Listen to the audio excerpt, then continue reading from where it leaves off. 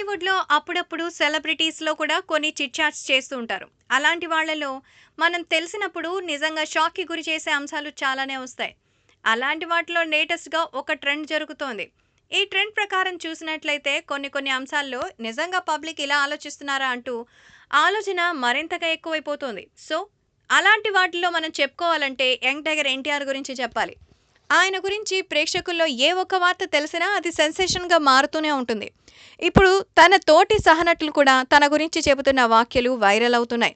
అలాంటి మాటల్లో రామ్ పోతినేని చెప్పిన మాటలు ఇంకా పిచ్చి పీక్స్‌కెళ్ళిపోయేలా చేస్తున్నాయి. ఎన్టీఆర్ అభిమానులు అలాగే రామ్ అభిమానులు కూడా చాలా ఎక్సైటింగ్‌గా ఫీల్ అయ్యే ఒక సిట్యుయేషన్‌ని క్రియేట్ చేశారు.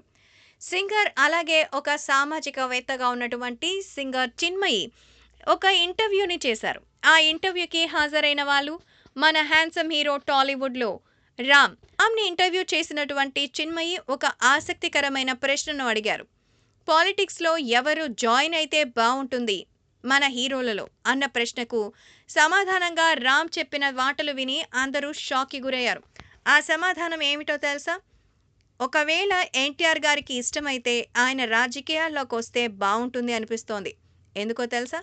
జనాలు బాగుపడాలి అంటే ఎన్టీఆర్ గారు పాలిటిక్స్‌లోకి రావాలి.